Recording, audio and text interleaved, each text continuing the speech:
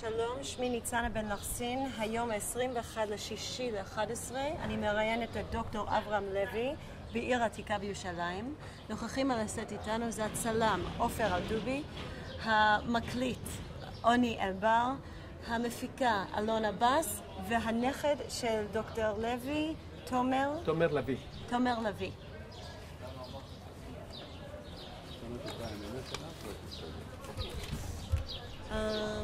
אז קודם כל, אם אתה יכול להתחיל ולהגיד לנו את השם שלך, ומאיפה אתה? שמי אברהם לוי, אני יליד העיר העתיקה, נולדתי פה וחייתי פה עד גיל 7 ו3 חודשים. באיזה שנה אתה נולדת? 1941, פברואר 1941. אם אתה יכול להגיד את המשפט מלא, אני נולדתי. אני נולדתי בחודש ב9/2/1941. ואיך קראו להורים שלך? לאבי קראו יוסף ולאמי קראו מרים. ומאיפה באו ההורים שלך? איך הגעתם לעיר העתיקה? ההורים שלי הם ילידי הארץ, ומצד אבי אנחנו הדור ה-12 בארץ, עם תימוכין. אבי יליד חברון ואמי ילידת ירושלים. ומאיפה באה משפחת אמא? המשפחה של אמא נולדה בישראל, כן? כמו המשפחה של אבא.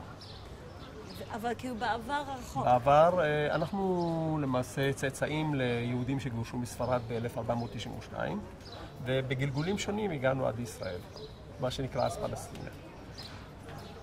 אז למה המשפחה שלך התמקמה בירושלים? האם היה לזה איזו סיבה משפחתית שבאו לפה?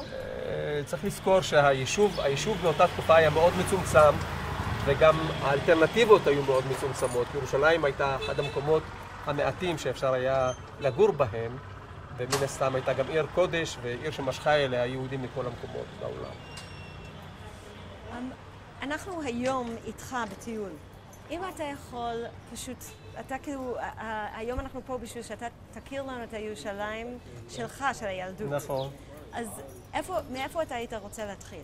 אני הייתי רוצה להתחיל ממקום הולדתי, שהוא לא רחוק מפה, שהוא למעשה ליד מגרש החנייה שתכף נגיע אליו. אז בבקשה, אנחנו אחריך. אני אמרתי שאם הוא מדבר עם הבן שלי, שהוא יהיה לידו, אני לא, אז שהוא יהיה מאחוריי. איזה ערוץ זה?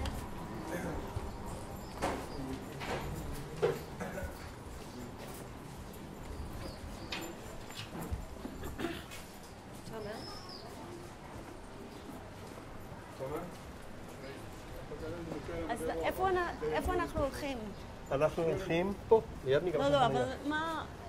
אז זה רחוב היהודים, כן? כן, מה אתה זוכר ממנו? אני תכף אגיע לזה, בסדר? אוקיי.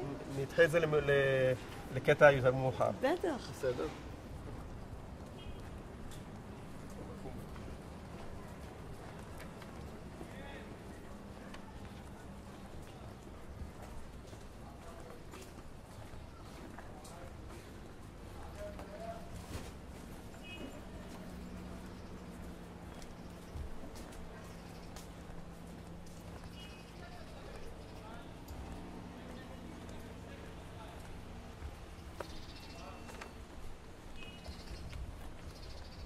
הבנת, אנחנו נצטרך ללכת אחורני? יש לי מטבע ביד, ואם אני אקח אותו, נפיל אותו על הרצפה, אז קרוב לוודאי שפה עמדה המיטה שלי. כן? היה פה בניין, זה בניין שבו נולדתי, ואחרי מלחמת 6 הימים הייתה פה גלריה של נחום ארבל. הבית הזה שימש כגלריה הרבה מאוד שנים, עד שהוחלט להרחיב פה את אזור החנייה, ואז הרסו את הבית, כן? והבית כרגע לא נמצא, אבל זה בדיוק המקום שבו עמדה המיטה שלי, כן? עכשיו אפשר לזוז אם תרצו. אוקיי, אבל לפני שאנחנו זזים, אני רוצה לשמוע קצת על הבית. איך הייתה הבית? ודאי, אבל זה אפשר להגיד בצל, נכון? כן, אבל לפני הצל, אז אם בוא נעשה... כל הסיפור מחדש? כן, אם לא אכפת לך. בסדר, אבל רגע, יש לי סבלנות. are we ready?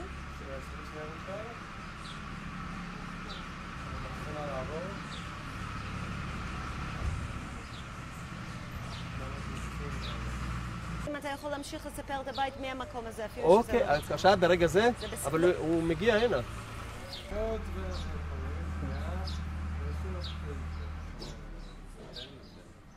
אוקיי. עוד רגע, אני אגיד לך מתי? עוד לא? עכשיו. אוקיי. הגענו הנה מאחר ורציתי להראות לכם בדיוק את המקום שבו נולדתי. יש בידי מטבע, אני אזרוק אותו לרצפה ונדמה לי שפה בדיוק עמדה המיטה שלי. עמד פה בניין המגורים שבו נולדתי. לאחר מלחמת ששת הימים הייתה פה הגלריה של נחום ארבל, הצייר, ובבוא הזמן החליטו להרחיב את מגרש החנייה, וכשהחליטו להרחיב את מגרש החנייה, החליטו להרוס את הבית, ולכן הבית לא קיים. אבל היה חשוב לי להראות לכם בדיוק את המקום שבו נולדתי. אז תתאר לי את המקום הזה. בוודאי. אפשר לזוז רגע לצל? או שאני... אפשר? מה שבא לך. אז אני חושב שנזוז רגע לצל, יהיה יותר נוח לכולנו. בסדר? בבקשה, אנחנו אחריך.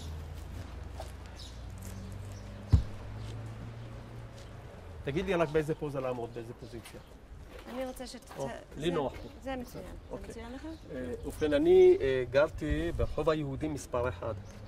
כן. ברחוב היהודי מספר 1. זה היה הבית הראשון, כן, שעמד בכניסה לרובע היהודי. הבית היה בנוי מ3 מפלסים. במפלס העליון גרה משפחתי, ומשפחה נוספת, המשפחה שלי היא משפחת לוי, משפחה נוספת הייתה משפחת חזן, זה היה במפלס הראשון, במפלס הכניסה גרה משפחת מזרחי, ובמפלס התחתון, שבו היה בור המים, גרה משפחת כהן. אלה היו 3 משפחות, שבסך הכל, אני חושב, כללו משהו כמו 40 איש, 30-40 איש, שגרו באותה חצר, והשתמשו באותם שירותים, והשתמשו באותה בור מים שדלו ממנה את המים בימי הקיץ.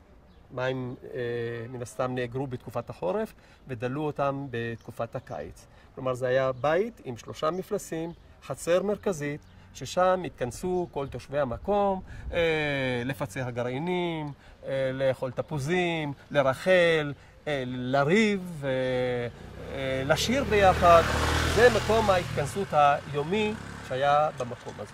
ולכן, אוקיי, בבקשה. תאר לך מה? תאר לי לילה אחד בבית שלכם. לילה אחד. אני יכול לתאר לך לילה לפנות ערב.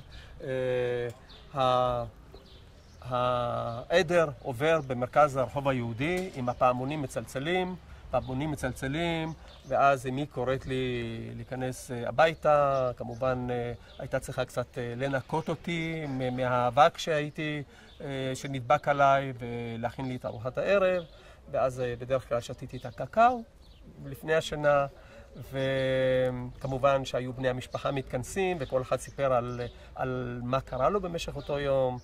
אבי הגיע הביתה עייף ורצוץ, ואז היה צריך גם להכין בשבילו את הארוחה, ומהר מאוד הייתי צריך ללכת לשכב במיטה. היה לי ארסל, דרך אגב, שכשהייתי קטן לנתי בו בארסל, ועם הזמן עברה שנה מתוך הארסל אל המיטה. איך היה נראה ארסל? כמובן שהשינה הייתה תמיד מלווה בשירי ערש בלדינו. כשהייתי צעיר יותר, אז אמי ישבה על הרצפה, הושיטה את הרגליים, שמה כרית למרשות הרגליים, כלומר קרוב לכפות הרגליים, ואז אני שכבתי על הרגליים, הזיזה הרגליים ימינה ושמאלה, ושר לי את הלליביי, את שיר הערש, וככה הרדימה אותי. מאוחר יותר הייתי בארסל, ומאוחר יותר עברתי למיטה. אלה הזיכרונות שקשורים לשעות השינה שלי. איך היה נראה הארסל הזה? הארסל היה עשוי מתכת. הארסל היה ארסל בנוי מתכת, עם פיתוחי מתכת. אבי היה חרש ברזל, והוא בעצמו הכין לי את הארסל, שהיה ארסל יוקרתי כזה ממתכת, עם מזרון, מתנדנד מצד לצד. היה כיף לשכב עליו, כן, וכיף לשמוע את השירים. זה מה שאני זוכר. כמה אנשים גרו בבית שלכם? שלנו בבית הפרטי, למעשה אנחנו משפחה יחסית קטנה מן המקובל בעדות המזרח. בנוסף לאבי ואמי, גרנו שם 2 אחיותיי, אחי ואנוכי, וזה היה לזמן מאוד קצר. כי מהר מאוד יש פער גילאים די גדול ביני ובין האחים הבוגרים יותר. מהר מאוד האחים פשוט עזבו את הבית, כן? אחי שירת כגפיר במשטרה, אחיותיי התחתנו בגיל 16 ויצאו עם בעליהם, ואז נותרתי אנוכי. ולמעשה אני הייתי הילד היחיד שגדל בבית הזה במשך די הרבה שנים.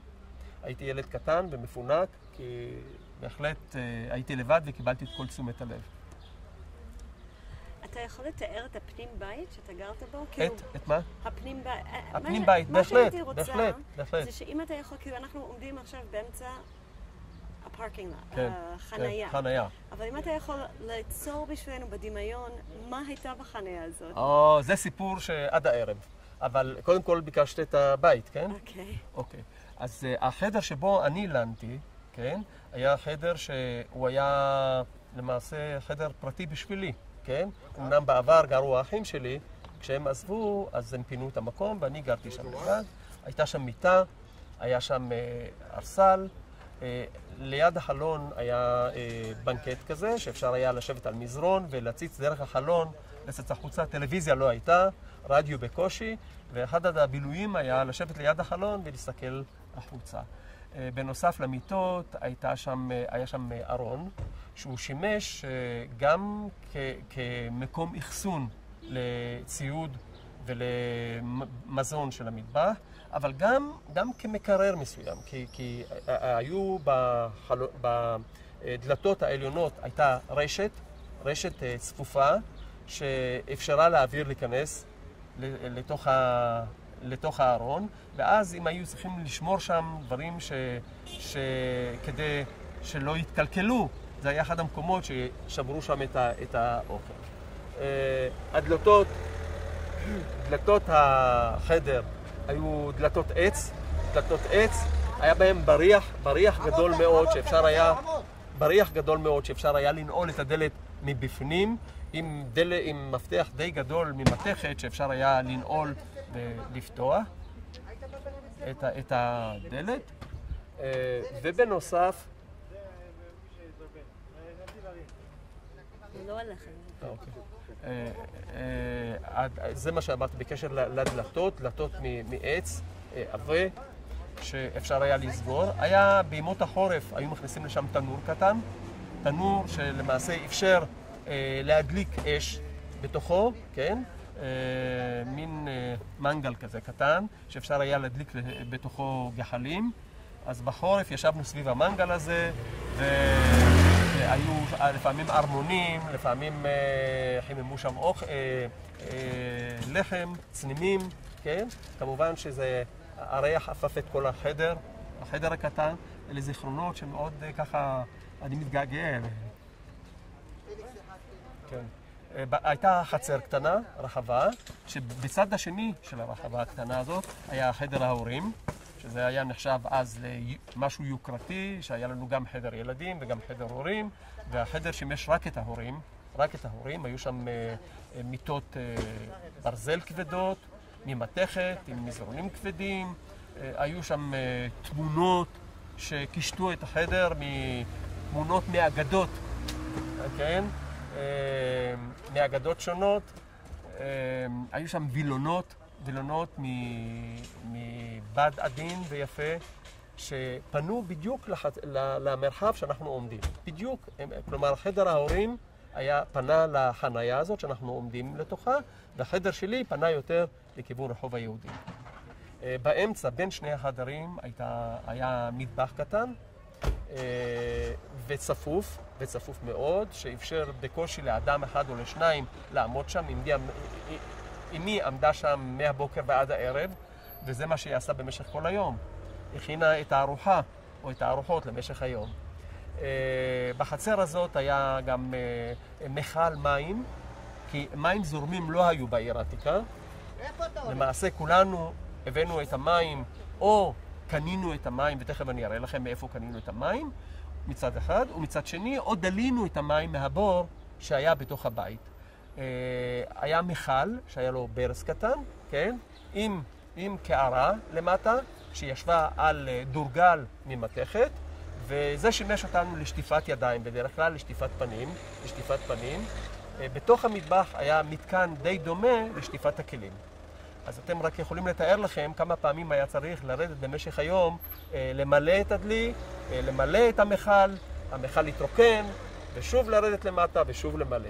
ומי עשה את זה? זה עשו בדרך כלל כל בני הבית. זה עשתה אמא שלי, עשה אבא שלי לפעמים, עשו לפעמים האחים שלי. אני בקושי עשיתי כי הייתי עוד צעיר מדי. אז תתאר לי קצת את המקום הזה שאנחנו נמצאים בו. את המקום הזה. המקום הזה הוא מקום מקסים. בואו, אם אתה יכול פשוט להראות לנו את זה, ממש להראות לנו. אני בוודאי, אני יכול לעמוד מתחת לעץ. אתה גם יכול ללכת, אתה יכול ללכת חופשי. המקום שבו אנחנו עומדים נראה בעבר בצורה שונה לגמרי, כן? זה היה למעשה אחת הריאות של העיר העתיקה. הבתים בפנים היו צפופים, הם נשקו זה לזה, חצרות היו מאוד חשוכות, המרווחים בין בית לבית היו מאוד צרים, המקום לשחק היה מאוד קטן ומצומצם. ולכן היו בעיר העתיקה שני מקומות שהיוו את הריאות שנתנו לאנשים לנשום. אחת הריאות הייתה המקום שאנחנו עומדים בו, והיא נקראה החקורה של הספרדים. זה המגרש של הספרדים. כלומר, המקום הזה זוהה כמקום שבו התרכזו העדות המזרח, מה שנקרא. בתוך העיר העתיקה יש החקורה של אשכנזים, ששם הייתה ריאה נוספת שאפשרה גם לשחק, גם להתאסף וגם לבלות את שעות הפנאי, כן? אז אלה היו שתי הריאות של העיר העתיקה. התמזל מזלי, ואני גרתי ברחוב היהודי מספר 1, כן? והבית שלי נשק למקום הזה, ולכן את רוב ילדותי, ואני מן הסתם אספר לכם רק על הילדות שלי, כי בסך הכל הייתי כפי שאמרתי בגיל 7. אז אני לא מספר מתוך זיכרונות, כי רוב מה שאני מספר זה לא מתוך זיכרונות של אחרים סיפרו לי, אלא בעיקר מתוך זיכרונות שלי אישית, שנותרו גנוזים וחבויים בתוך הזיכרון שלי, מאז שעזבתי את המקום הזה אחרי מלחמת השחרור. אני אתאר לכם קצת את המקום הזה, איך הוא נראה בעבר ומה קרה פה במקום הזה. המקום הזה, כפי שאמרתי לכם, הייתה הריאה של העיר העתיקה, אחת משתי הריאות של העיר העתיקה, כן? ופה, מבחינת המבנה, המקום היה יותר צר, הרחיבו אותו אחרי מלחמת ששת הימים, כפי שאמרתי לכם, הרסו חלק מהמבנים, ולכן המקום נראה יותר גדול, סללו את המקום הזה, המקום לא היה סלול, זה היה מגרש עפר למעשה. עכשיו בואו נראה איזה מתקנים היו במקום הזה. קודם כל, אני אתחיל בבית שלי, כן? שהוא עמד פה, והוא נשק לרחוב הזה. אנחנו נושקים פה לבתים האחרונים של האזור הארמני. ולכן כל הבתים שאתם רואים פה היו בתים של ארמנים. אותם לא הרסו ולא נגעו בהם, כן? והם למעשה נמצאים פחות או יותר באותה מתכונת שהייתה פה לפני מלחמת השחרור. היה פה חצר שנדמה לי שעד היום היא נקראת החצר של ניגר היה גבן, הוא עשה גבינות ומכר חלב, כן? ונדמה לי שעד היום בני משפחתו מחזיקים במקום, ויכול מאוד להיות שעד היום הם מייצרים את הגבינה. אם אנחנו ממשיכים הלאה, אנחנו מגיעים למעשה לקטע הדרומי של חומת העיר העתיקה. לפני הקטע הזה היו מבנים שכיום הם לא נמצאים שם, היו מבנים שלא שימשו למגורים, אלא היו מה שנקרא בלדינו, אני דובר לדינו, כן? קזס רוטס, בתים הרוסים, כן? זה היה למעשה בתים שלא גרו בהם, הם היו בתים הרוסים, ששימשו אותנו כילדים בימי החורף למשל, להתכנס בתוכם, להדליק מדורה ולהתחמם במדורה. אם אנחנו ממשיכים הלאה, כן? הייתה פה תחנת אוטובוס. בוא נלך לשם, איפה שאתה מדבר עליו.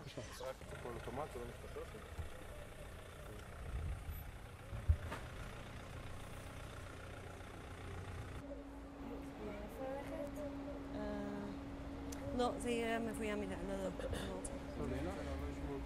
לא, גם אני לא רוצה. מהמיקרופון שלו לא יהיה לך? יהיה, אבל זה חלש מאוד. לא, גם אני לא רוצה. אני לא רוצה לבן דברים. כאילו, אם זה קורה, זה קורה.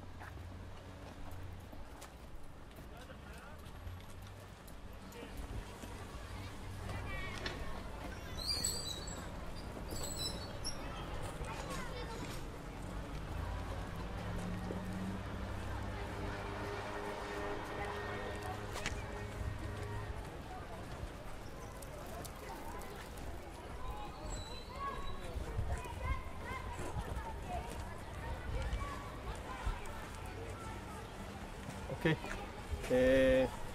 אנחנו מתקרבים למקום ששימש כתחנת האוטובוס בעיר העתיקה. מדובר, תחנת האוטובוס, הייתה פה תחנה קטנה, כלומר, אנשים עמדו פה, והיו פה שני אוטובוסים. הנהג האחד היה ג'ק, והשני היה סלים. וג'ק היה אדם ככה שמנמן, מבוגר, וסלים היה אדם מאוד מטופח, עם שיער, עם ברלנטין. שניהם היו הנהגים של האוטובוסים. אוטובוס אחד הגיע הנה, ואוטובוס אחד החליף אותו בעיר החדשה. כלומר, זה היה מקום הכניסה והיציאה דרך האוטובוסים לעיר העתיקה. המקום הזה שימש כתחנה. האוטובוסים, רק כדי שתקבלו רושם על מה מדובר, זה לא אוטובוסים גדולים ומרווחים כפי שיש לנו היום, זה אוטובוסים שהיו כמו קופסאות גפרורים, אוטובוסים קטנים. כלומר, האוטובוס הכיל מספר מצומצם של מקומות ישיבה, כן? זה הכיל לפעמים שני ספסלים שעמדו אחד מול השני, ואנשים ישבו זה מול זה, או לפעמים גם בכיסאות שהיו כיסאות אחד אחרי השני. אוטובוסים קטנים, כן? הנהגים היו בני בית פה, היחסים היו מאוד פמיליאריים, לפעמים הביאו להם משהו לשתות, משהו לאכול, הכרנו כל אחד בשם, הוא הכיר כל אחד מהאנשים, היו טפיחות על הכתף, חיוכים, הם היו בני בית פה במקום הזה. זו סיבה נוספת למה המקום הזה היה כל כך מרכזי וכל כך משמעותי. אבל באיזה סיטואציות אתה או המשפחה שלך היה לקח את האוטובוס הזה? כמובן, כל פעם שרצינו להגיע לעיר החדשה, כן? העיר החדשה, שהיום ממרחק של 2 דקות נסיעה, הייתה פעם מרחק. כלומר, ללכת את זה ברגל זה היה קצת רחוק, ואם רצינו להתפנק מעט ולא לעשות טיול ברגל, אז לקחנו את האוטובוס ונסענו לשם. לפעמים לצורכי טיפול, בתי חולים, לפעמים לקניות, לפעמים לפגוש חברים או בני משפחה. האוטובוסים האלה היו כלי מאוד מאוד שמיש לכל תושבי העיר העתיקה. והיו נוסעים על זה רק יהודים, רק... זה אוטובוסים ששימשו את כל הקהל, כן? ולמעשה כל מי שרצה יכול לעלות עליהם.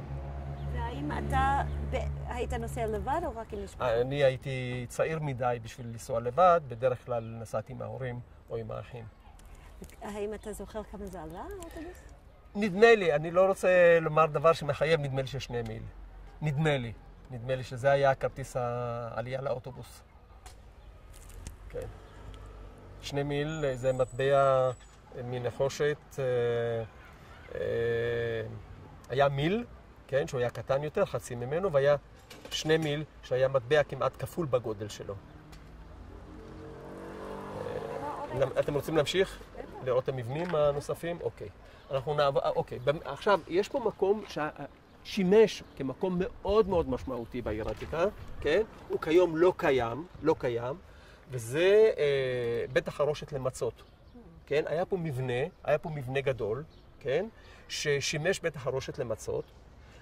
בנוסף לזה, היה פה מקום שעבדו פה אורות, ולכן המקום היה מסריח בדרך כלל, עבדו אורות וייבשו אותם. הייתה פה נגרייה, שבה הכינו דברי נגרות קטנים כסובינירים, גמלים וכל מה שאתם מכירים, אז הכינו אותם פה. עכשיו, כשהמקום היה במצור, כן? המקום פוצץ על ידי האנגלים, כן? דודתי גרה במקום הזה, אחות אבי. המבנה של המבנה שהוא נקרא בית חרושת למצות, כן? שהוא כלל בנוסף לבית החרושת למצות, גם אמרתי בית חרושת לעיבוד אורות ונגרייה. המקום היה מיוחד מאוד בשבילי, כי דודתי גרה שם, אחות אבי עם כל בני משפחתה. המקום פוצץ בזמן הקרבות, כן? ולאחר מכן גם פינו את ההריסות מפה, הוא לא קיים. אבל זה היה מקום, שוב, שמראה עד כמה המקום הזה היה מרכזי גם מבחינה זאת. כי מבנים כאלה לא היו בתוך העיר העתיקה. הם היו בדרך כלל מחוץ למקום, במקום שאפשר היה לבנות אותם ברחבה הגדולה הזאת. אבל למה דודה שלך גר בתוך מקום שהוא היה בעצם מסחרי? קודם כל, המגורים היו מאוד צפופים בעיר העתיקה. כן. לא היה לכל אחד את הלוקסוס לבחור לו מקום שהוא מרווח ויפה ורקי. מן הסתם אנשים בחרו גם מקומות שהיו זולים למגורים, ושאפשר היה לגור בהם בתנאים אולי לא כל כך נוחים, אבל במחיר ובתשלום נמוך.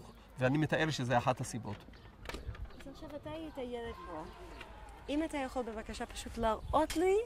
אני רוצה להמשיך במבנה שהוא מאוד מאוד משמעותי בשבילי. אני תכף אוביל אתכם. זה אחד המבנים המשמעותיים ביותר בעיר העתיקה, עבורי בכל אופן.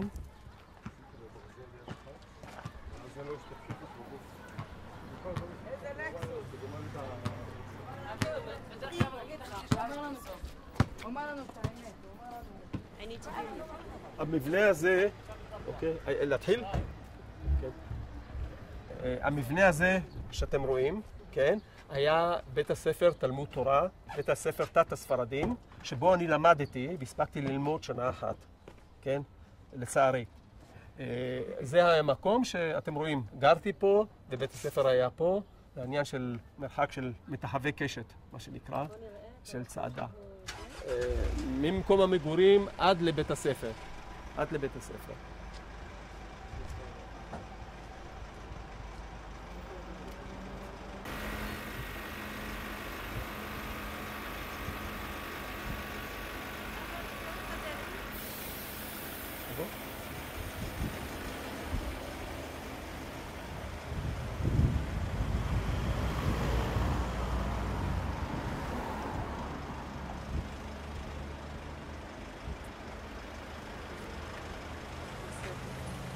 אוקיי, אנחנו נעשה עצירה קטנה עכשיו. נרץ, בבקשה. אוקיי. פה ברחבה שלפני החומה, כיום לא מצאו שום דבר, אבל לפני כן היו בתים הרוסים שאנחנו קראנו להם בלדינו קאזה זרוטס, בתים הרוסים. הבתים האלה למעשה לא גרו שם אנשים, אבל אנחנו השתמשנו בהם בימי החורף בעיקר, כן? כדי להדליק שם מדורות ולשחק שם מחבואים, לרוץ אחד אחרי השני. זה היה מקום המסתור שלנו, שבו ישבנו והתכנסנו, ופה ושם יצרנו את האווירה הקבוצתית בימי החורף. הם לא קיימים היום, אבל אלה מבנים שהיו קיימים בעבר והשתמשנו בהם. עכשיו, אם אתה יכול בבקשה להחזיר אותנו לזה, אתה ילד בן 6. נכון. יש ילדים מסביבך, ואתם בבית הזה. תתאר לי ממש יום ספציפי אחד מה היה שם, לא כן. בגדול, ספציפי. טוב, אז אם נדבר על יום חורף למשל, כן? בחוץ יש רוח, גשם, ילדים לא רוצים להישאר בבית, רוצים להישאר בחוץ. אין מקום מסתור שאפשר להתחבא או לבלות בו. ואז הלכנו למקום הזה, לא היה קל לקושש עצים, אבל מצאנו עצים פה ושם, ואז הרמנו ערימה קטנה, הדלקנו אותה וישבנו מסביב, ושם שיחקנו ודיברנו, ולפעמים גם צלינו תפוחי אדמה, כן? זה היה מקום המסתור שלנו, מקום המחבוא שלנו בימים של גשם למשל, דוגמה אחת. כמה ילדים היו שם איתך? היו בדרך כלל 10-15 ילדים, כן? שהתקבצו, ילדים שגרו פה בסביבה והתקבצנו ביחד במקום הזה.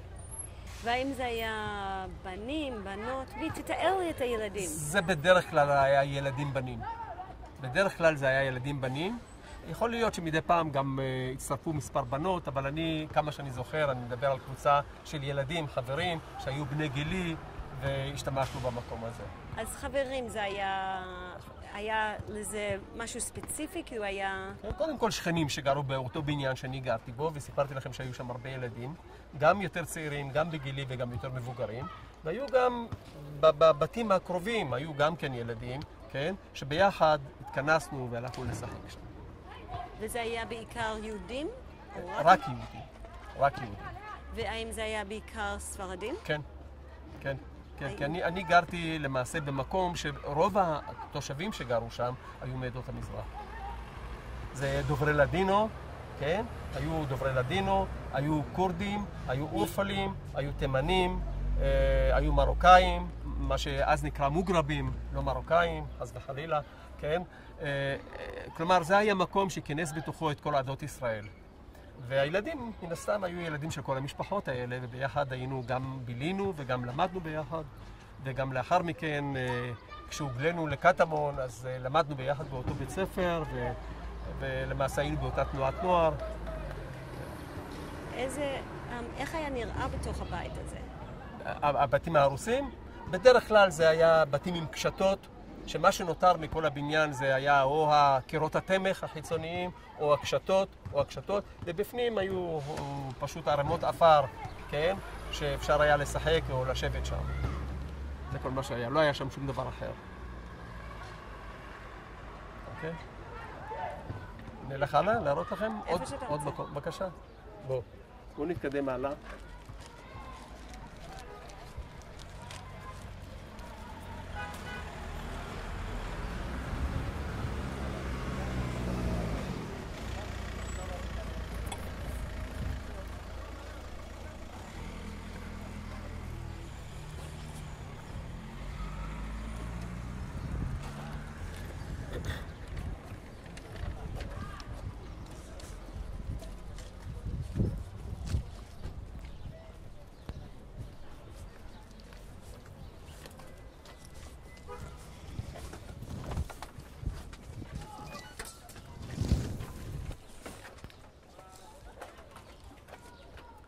בוא נעשה את זה בפול שוט, כמה שיותר. אפילו בלי בלנדר נראה לי עדיף. על אף שהרוב היהודי אכלס בתוכו בעיקר יהודים, וגם החנויות והמסחר התנהלו בדרך כלל על ידי יהודים, אבל זה לא היה יהודי טהור. כלומר, פה ושם היו גם חנויות של נוצרים או חנויות של מוסלמים, למשל המאפייה ברחוב היהודים, כן? הייתה גם מאפייה של מוסלמי. במקום הזה בנה המוסלמי בניין שנקרא בניין בדר. בניין בדר שאינו קיים כרגע, והוא התחיל לבנות את זה ממש בסמוך לנפילת הרובע היהודי. ואני זוכר שבנו את המקום הזה מאבן ירושלמית מסוטטת, חדשה ובהירה, לא כפי שהיו הבתים הישנים בתוך העיר העתיקה. זה היה בניין שנראה מאוד אטרקטיבי, והוא היה אמור להיות בניין מסחרי, כן? ולצערי, כרגע הוא לא קיים פה, וקשה פשוט להראות לכם, אבל זה היה בניין מהודר, יפה, ושונה מכל מה שאנחנו נהוגים היינו לראות בעיר העתיקה. ברחבה הזאת הביאו את האבנים המסוטטות, ואנחנו ישבנו עליהם, שיחקנו ודילגנו עליהם, וזה היה מקום מרכזי, היה פה עפר, הביאו חול וחצץ, ואני זוכר את הבנייה שלמעשה הכניסה פה איזושהי אווירה מאוד מאוד מיוחדת, ושימשה לנו כמקום למשחק ולהתרכזות. אני רוצה להיכנס עוד למרחב, אולי נראה לכם את המקום. כפי שאמרתי לכם, הבית שלנו אינו קיים, הבית שמולו גם כן אינו קיים, כן? והבית שמולו, אם אני זוכר נכון, היה בית שהייתה פה המרפאה של העיר העתיקה, כן? שאחת האחיות שם הייתה משה ויינגרטן, שהייתה ביתו של הרב ויינגרטן, שהיה מוכתר של העיר העתיקה. מה שזכור לי כילד, אני זוכר יום מאוד מיוחד, שהייתה הצטופפות פה של הרבה אנשים, אנשי המחתרת נכנסו וניסו לאסור את משה, שהיא נחשדה, ומשפחתה נחשדה על ידי אנשי המחתרת, כאנשים שלמעשה לא משתפים פעולה, אבל הם יותר פרמיסיביים לגבי המשטר האנגלי שהיה פה, כן? לגבי אנשי המנדט, וחלק מהאנשי המחתרת חשבו שהם משתפי פעולה. אני לא חושב כך, ואני לא חושב שזה היה המצב, אבל אני זוכר את היום הזה שאמרו לנו שאנשים נכנסו וניסו לאסור אותה. זה זיכרון ילדות שפשוט לא נשכח ממני. כשאתה אומר שאתה זוכר שניסו לעצור אותה, אתה ראית את זה? לא. אני רק זוכר את ההתכנסות למטה, כן? ואת הדיבורים סביב הנושא הזה. אז אתה זוכר מה אמרו על זה? הם פחדו? בוודאי, אני זוכר רק שזה היה משהו די שעורר הרבה מאוד סקרנות והרבה מאוד עניין, כן? זה בכל זאת יוצא דופן. והיו הרבה התלחשויות בקשר למשפחת ויינגרטן, שאני חושב שחלק מהם היה לא מדויק ולא נכון, אבל זה מה שחשבו חלק מהאנשים, ולכן האירוע הזה היה אירוע שעורר הרבה מאוד עניין וסקרנות באותה תקופה. כשאתה אומר שבאו לעצור אותה והייתה התכנסות, איך הם עשו את זה? מה אתה זוכר? לא יודע, אני שמעתי, זה לא ראיתי, זה רק שמעתי שכאילו קשרו לה את הפה או קשרו לה את העיניים. היה משהו בסגנון זה, פרטים מדויקים אני לא יודע. והאם אתה זוכר מתי זה היה? זה היה בתקופה למעשה שהיינו בעוצר. בתקופה שהמקום הזה היה סגור, כן? והיו פה קבוצות שונות של יהודים, שחלק מהם גם ייצג זרמים שונים, כמו את האצ"ל, את הלח"י, את ההגנה, משמר העם, וכל הקבוצות האלה לא תמיד הסכימו זו עם זו, ולפעמים גם לא שיתפו פעולה זו עם זו. עכשיו, אתה אומר די בצורה נחרצת שאתה לא חושב שזה אמת. למה? אני לא חושב, כי אני מכיר את המשפחה, ואני חושב שיש להם משפחה שעשתה פה הרבה מאוד למען התושבים, וקידמה את המקום. הם היו אנשים שהיו מנהיגים במקום הזה, ואני חושב שחלק מהדברים הם לא מדויקים ולא נכונים, ולפעמים נעשה עוול לאנשים. מה אתה זוכר ממשה? האם בכלל אתה זוכר משהו בתור... אתה אמרת משה הייתה אישה יפהפייה. אישה יפה, מאוד סימפטית, מאוד נעימה ומסבירת פנים. היא הייתה למעשה אישה שראיתי מדי פעם, כי גרתי בסמוך וראיתי אותה, אני זוכר אותה לטובה. מה הייתה קורה במרפאה הזאת? קודם כל, אם אתה זוכר אותה... זה מרפאה שאנשים באו לשם לקבל טיפול ראשוני, כמו זריקות, או לקבל פלסטר על פצע, או משחה. היו זיהומים למיניהם, כן? לא נשכח שזה לא היה תקופה שאנשים יכלו לשמור על כל תנאי ההיגיינה. במקום כזה צפוף, במקום כזה שאין מים זורמים, אז מן הסתם היו הרבה מאוד מחלות, שילדים, מחלות ילדים בעיקר, גרדת ולפעמים כינמת וגזזת, היו כל מיני מחלות שלמעשה דרשו התייחסות וטיפול. אתה קיבלת איזושהי מחלת ילדות? אני פעם, כן, פעם זרקו לי אפר בעיניים, שבאנו לשחק בקזז רוטס, בבתים ההרוסים האלה, ותוך כדי משחק או תוך כדי מריבה, אני לא זוכר בדיוק, מישהו זרק לי חופן של אפר על העיניים, וקיבלתי פשוט זיהום בעיניים שליווה אותי הרבה מאוד זמן. וזה זיכרון ילדות לא נעים. ואיך טיפלו בזה? אנחנו טיפלנו בזה אצל רופא מחוץ לעיר העתיקה, רופא עיניים. מה אתה יכול לתאר לי על המקום הזה? אני כבר מסיים. אוקיי.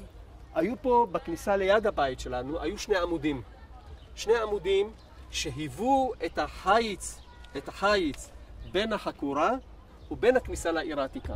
כלומר, כלי רכב בזמנים מסוימים לא יכולו להיכנס לתוך השוק ולתוך העיר העתיקה. ולכן היו מרימים את העמודים האלה, והעמודים היו עוצרים את התנועה. כן? ברגע שרצו שכלי רכב ייכנסו, היו מפנים, היו מורדים את העמודים, וכלי רכב היו יכולים להיכנס פנימה, עגלות או כלי רכב אחרים. שני העמודים האלה גם שימשו מקום לבריטים, כן? לחיילים הבריטים עמדו במקום הזה, ופיקחו על כל מה שנעשה פה. אני זוכר שהייתה תקופה שהייתה פה פלוגה סקוטית שעמדה פה, ואותנו נורא סקרן מה יש להם מתחת לחצאית. ולנו אמרו שאין להם שום דבר, ואותנו זה מאוד סקרן, אבל איך אפשר היה לגלות מה יש להם מתחת לחצאית? אז היינו פשוט שמים ראי קטן מתחת לנעליים, לסנדלים, היינו מתקרבים אליהם ככה בהיסח הדעת, כדי לראות מה יש להם מתחת לחצאית. אני לא זוכר אם גילינו משהו, אבל זה היה סיפור. אתה לא זוכר? זה השוטרים הבריטים שעמדו פה.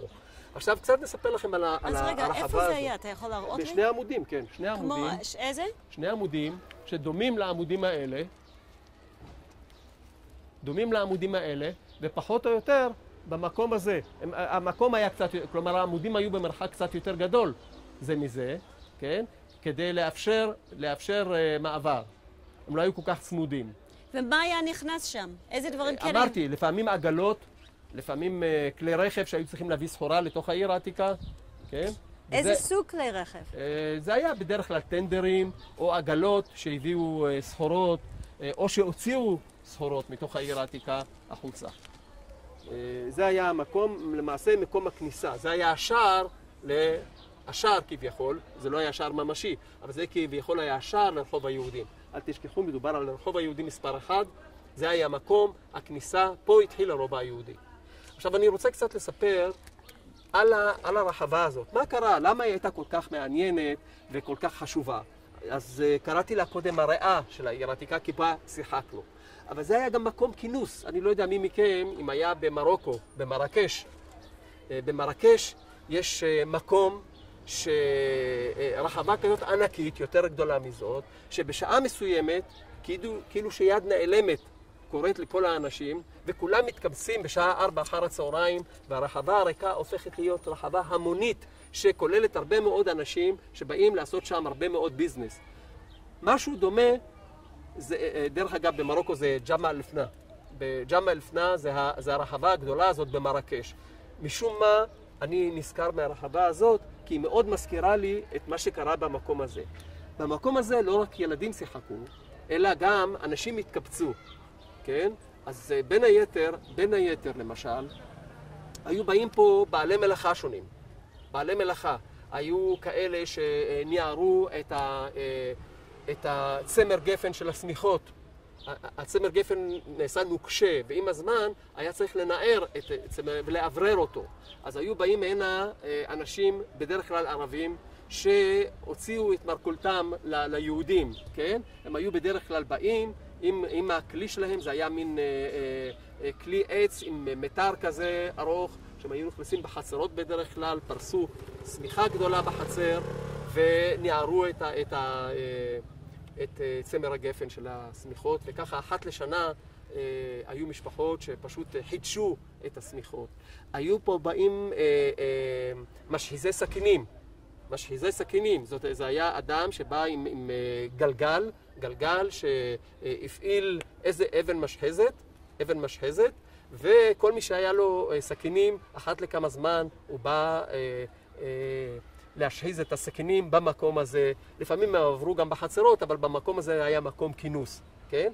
במקום הזה באו גם בעלי מלאכה נוספים, כמו למשל אנשים שמכרו סוס ותמר הינדי, כן? אלה שני משקאות שערבים הכינו אותם.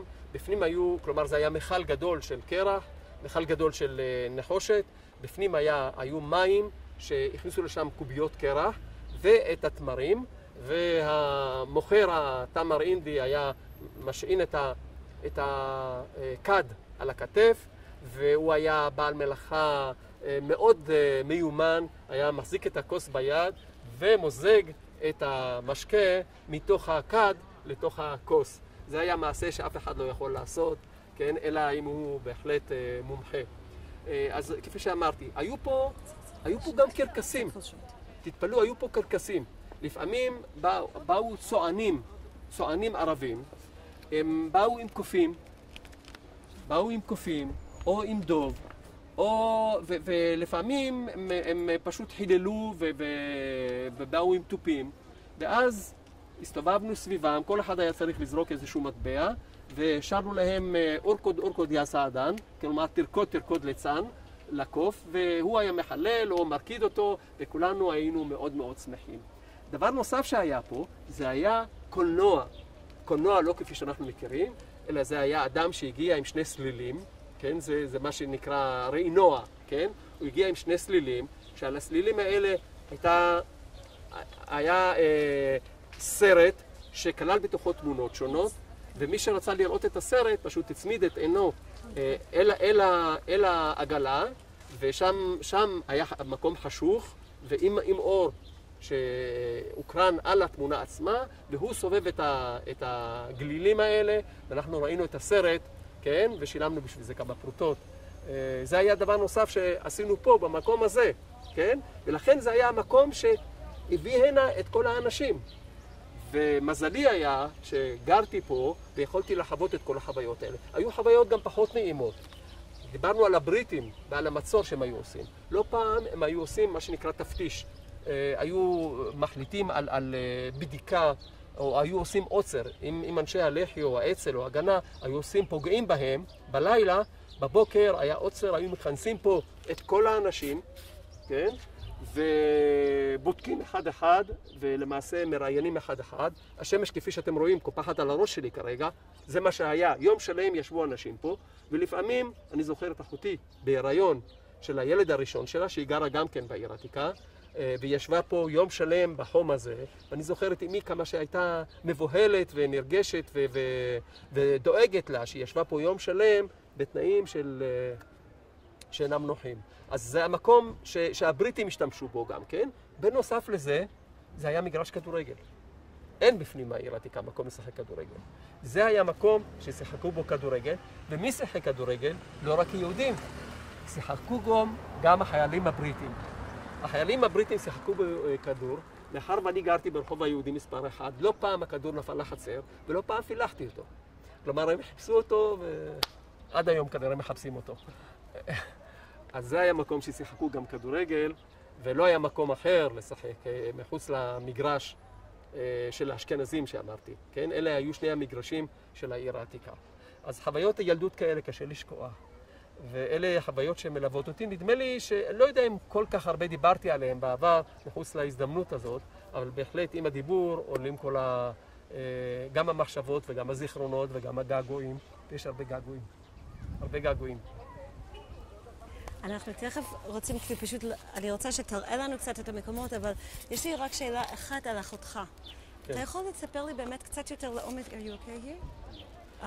אז יש לי פה תמונות, אם את רוצה, את רוצה לצלם את התמונות? יש לי פה תמונה של שלושת... יש בידי תמונה שלמעשה צולמה בתקופה שגדלתי פה, כן? אמרתי שהייתי פה עד גיל 7 ו3 חודשים, והנה תמונה שלי ושל אמי באותה תקופה, כן, תמונה אחת. תמונה שנייה, סיפרתי לכם שהאחים שלי היו בוגרים ממני, ופער הגילים שלנו היה די גדול, ואני גדלתי חלק גדול מחיי לבד בבית. שלושת האחים שלי, כן, יהודה, זיכרונו לברכה, חנה, זיכרונו לברכה, ושרה, כן, שתחיה לחיים ארוכים. הם שלושת האחים, כן, שסיפרתי עליהם. עכשיו, חנה זאת אותה אחות שסיפרתי שבאותה תקופה היא הייתה בהיריון, והאנגלים ביום עוצר הושיבו את כולם ברחבה הזאת, כולל אותה, היא ישבה פה שעות על גבי שעות בחום, וזה בהחלט היה לא סימפטי. מה גרם להם לעצור את אחותך? בדרך כלל העוצר היה לאחר שבלילה קרה משהו ואנשי המחתרות הזיקו או פגעו או עשו משהו שלא מקובל לאנגלים. אז בבוקר למעשה הם התחילו בחיפושים בתוך הבתים, חיפשו נשק כמובן, חיפשו חומר כתוב, כרוזים, וכשלא מצאו היו מאוד מתוסכלים, ואז עשו פה עוצר, כינסו פה את כל היהודים, כן? גידרו את המקום, שמרו עליו, והושיבו את כולם ובדקו אחד אחד וראיינו אחד אחד, כדי לוודא שהם לא שותפים במה שקרה. אז למה דווקא את אחותך? מה קרה? היא לא דווקא, היא למעשה הייתה חלק מכל האנשים, כן? כפי שעצרו גם את ההורים, ואז עצרו גם אותה. הורים גם באותו יום היה? בוודאי, בוודאי. עצרו את כולם כדי לבדוק ולהיות בטוחים שהם לא מעורבים במה שקרה באותו לילה. אז כל פעם קרה משהו אחר. הייתם לפעמים מעורבים במה שקרה באותו? כן, כן. אחי באותה תקופה היה חבר בהגנה, כן? גיסי היה חבר באצ"ל, וגיסי גר פה. אחי גר מדי פעם אצלנו בבית. ואז היו בלילה לא פעם אנשי המחתרת מעבירים כרוזים דרך החלון. החלון שלנו פנה לרחבה הזאת, ואז בלילה יד נעלמת הייתה מכניסה איזשהו כרוז לתוך החלון. בכרוז היה כתוב שהולך להתבצע כך וכך, או אנחנו נדרשים להתנהג כך וכך. קראנו את הכרוז, ואני זוכר שמיד הלכו לתוך הגיגית הזאת, שרפו אותו והכניסו את האפר לתוך הגיגית, כדי שלא יישארו זיכרונות מאותו כרוז. כמובן שאבי היה במשמר העם, כן? אחי היה, כפי שאמרתי, בהגנה, גיסי היה באצ"ל. למעשה כל המשפחה לקח חלק במה שקרה פה באותה תקופה. מה גרם להם להחליט אם להיות במשמר העם, באצ"ל? תלוי, תראי, אבי מפאת גילו ועיסוקו היה יותר מתאים למה שנקרא משמר העם, והוא לא היה חלק מההגנה הוא מאורגן בתוך ההגנה, מאוחר יותר הם הצטרפו. האחים שלי, שהיו קצת מעבר לגיל ההתבגרות, כמו שהרבה מאוד בני נוער וצעירים באותה תקופה, הם מושפעים מזרמים פוליטיים כאלה ואחרים, והם מצטרפים אליהם, ואז הופכים להיות גם קנאים לאותם רעיונות ולאותה אידיאולוגיה, וגם פועלים בשמם. זה היה הסיפור. אני חושב שרוב התושבים היו מזוהים עם זרם כזה או אחר. מה אתה חשבת? אני הייתי ילד קטן, ואני לא חושב שהיו לי אז דעות פוליטיות שיכולתי להציג אותן. אני לא חושב שהדעות שלי היו מגובשות. אבל הייתי כן חלק מכל מה שקרה סביבי, מכל המתח, מכל ההמולה, מכל ההתעניינות. הייתי חלק מהחיים. אל תשכחו שאנחנו חיינו בדור שהילדים היו בתוך המשפחה, כחלק אינטגרלי מהמשפחה, ולא יושבים ליד המחשב ונפרדים מכל מה שקורה. היינו חלק מכל ההוויה, כן? לא היו כל כך הרבה חדרים שאפשר היה לאחסן ילדים בפינה מסוימת כדי שלא ישמעו. למעשה היינו חלק מכל מה שקרה פה, וחווינו את כל החוויות, כן? ולכן אולי גם הזיכרונות כל כך שמורים. שאלת אותי קודם איך אני זוכר את כל הדברים האלה לפרטי פרטים, ואני מוכרח להודות על האמת. רוב הדברים שאני מספר לכם הם דברים שחוויתי, ואני זוכר אותם מתוך התנסות, ולא רק מתוך סיפורים של אחרים. הייתי אומר שחייתי פה עד גיל 7, ובגיל 7 מישהו בא וגזר את הסרט. והתחלתי חיים חדשים לגמרי בקטמון. כלומר, נשאר בגנזך של הזיכרון קטע שאי אפשר היה להכחיד אותו. זה כמו זיכרון של מחשב שנשאר תקוע שם, כן? וכל פעם שרציתי להגיע אליו, פשוט נברתי והגעתי אליו. לצערי הרב, במשך 19 שנה שהמקום הזה היה כבוש בידי הירדנים, כל מה שעשינו זה שעלינו להר ציון, וזה היה המקום הכי קרוב שאפשר היה לצפות בו על העיר העתיקה. אז במשך 19 שנה היינו מנותקים מכל זה. איך זה השפיע עליך, הניתוק הזאת? מאוד, מאוד, מאוד. אני חושב שהניתוק עבורי כילד היה ניתוק טראומטי ביותר. כלומר, מדברים הרבה על השואה, ובצדק, על מה שחוו הרבה מאוד יהודים. אבל אני חושב שבמקום מסוים גם הפרט יכול לעבור איזשהו תהליך של שואה, כן, של שואה. ואני חושב שאני כילד חוויתי תהליך של שואה. הנפילת הרובע וכל מה שקרה באותם ימים היו מאוד מאוד טראומטיים בשבילי כילד. ואם ניכנס הלאה, אז אני אוכל אולי להעביר אתכם ולעבור חלק מהחוויות שעברתי כילד, שהיו חוויות מאוד טראומטיות שמלוות אותי עד היום. ואני חושב שחלק מהעובדה, אני לא אמרתי, ואני עובד סוציאלי במקצועי, ולפעמים, כמו כל אחד, אני שואל את עצמי מה הביא אותי לעבודה סוציאלית, כמו שרופא בוודאי שואל את עצמו מה הביא אותו לעולם הרפואה, או שחקן מה הביא אותו לעולם המשחק. אני חושב שמה שהביא אותי לעולם העבודה הסוציאלית זה אותן חוויות קשות שעברתי פה בילדות. אותם רגעים נוראים וקשים שעברתי לא רק אני, שחוו כל הילדים בני גילי וכל האנשים ש...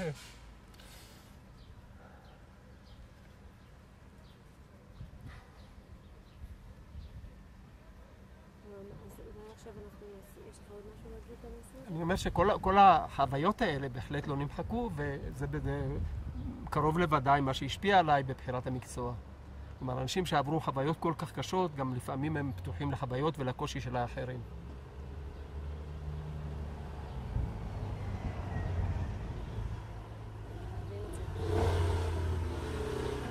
אם אתם רוצים, אנחנו יכולים אני אומר שאם אתם רוצים, אנחנו יכולים לעבור לרחוב היהודים, ואז אולי אני אחלק לכם חלק מהזיכרון. כן, לפני שאנחנו עושים את זה, אנחנו נעשה משהו צילומי, רק לקחת את האינטרקטים וקצת שוטים פה באזור. בבקשה.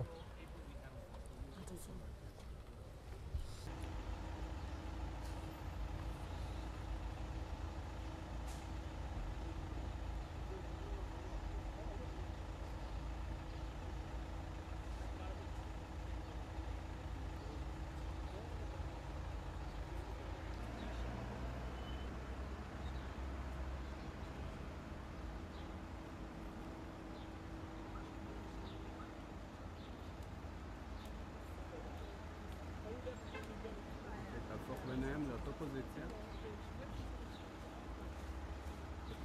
טיפה אליי.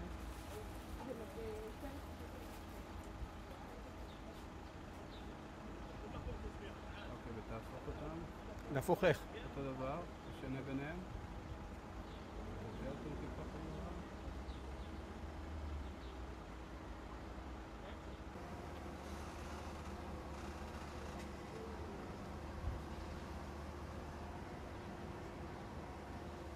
אוקיי, ותשחק ביניהם בעדינות, תחליף ביניהם.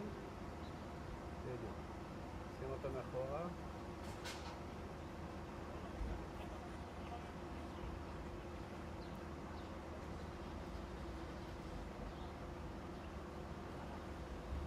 אוקיי, ותחליף עוד פעם בעדינות. תרים טיפה. כן. אוקיי, עכשיו רק תמונה אחת ביד.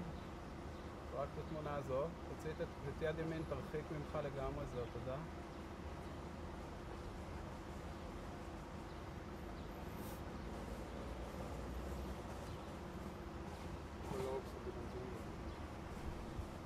תסובב אותה בעדינות לכיוון הבטן, הפוך, כאילו לכיוון זה, ותחזיר אותה לפוזיציה ההיא.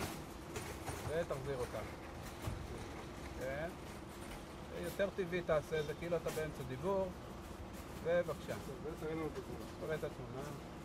הרמת אותה גבוה, שם. אוקיי, ועוד פעם, בבקשה. סובב, סובב, תוך כדי דיבור, סובב, ובצורה טבעית תסובב אלינו. אבל אתה מרים אותה למעלה, אל תרים אותה למעלה. זהו, תודה. עוד פעם, בבקשה. ובבקשה. יופי. והשנייה, ביד ימין, ביד שמאל. אוקיי, תסובב אותה. אוקיי, ובוא נראה אותה.